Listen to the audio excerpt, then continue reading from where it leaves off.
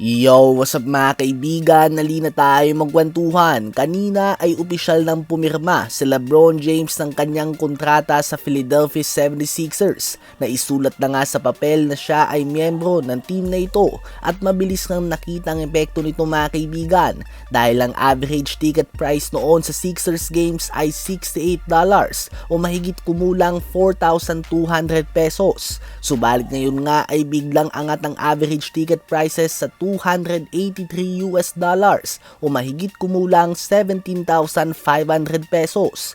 Ganun na lang nga ang epekto ni LeBron sa franchise ng Sixers at sa ekonomiya ng syudad ng Philadelphia. Dahil ticket prices pa lang nga yan mga kaibigan, wala pa dyan ang pagdagsa ng mga tao sa hotel na malapit sa arena, yung mga fans na bumabiyahe patungo sa Philly upang mapanood si LeBron, yung mga restaurant sa labas ng arena, yung mga bilihin din ng mga pagkain na tinumin sa loob ng arena, ang jersey sales at iba't iba pang merchandise. At higit sa lahat ay sinabi na nga ni LeBron na ito na ang kanyang last decision. Ibig sabihin ay dito na din nga siya magre-retire at ang ibig sabihin nito ay sa team din na ito magaganap ang kanyang farewell season kung saan tiyak na aabot sa $1,000 ang average ticket prices kung sakali. Presyong pang playoffs nga yan sa lahat ng 82 regular season games mga kaibigan. Kaya naman hindi na nakakagulat kung may ex-deal nga sa LeBron sa Sixers kung saan bagamat 2 years, $8 million minimum deal lang ang pinirmahan niya, posibleng may percentage nga siya sa mga ticket or merchandise sale dahil deserve na din naman talaga ito.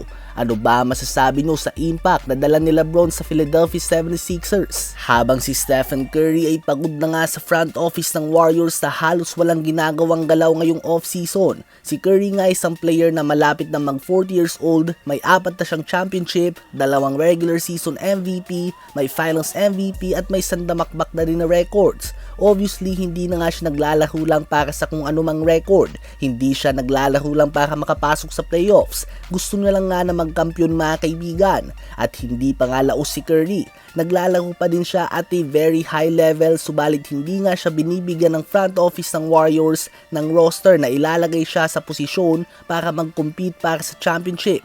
Panay star hunting nga daw ito.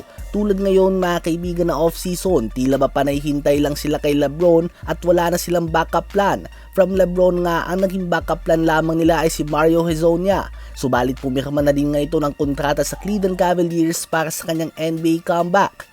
Kung ikaw nga si Curry ay mawawalan ka ng gana dito. Kaya naman hindi mo din masisisi kung bakit nagpapakita na siya ng frustration dahil bilang na lang nga ang taon niya sa liga at nasasayang pa ito dahil sa roster na hindi kaya makipagsabayan sa ibang team.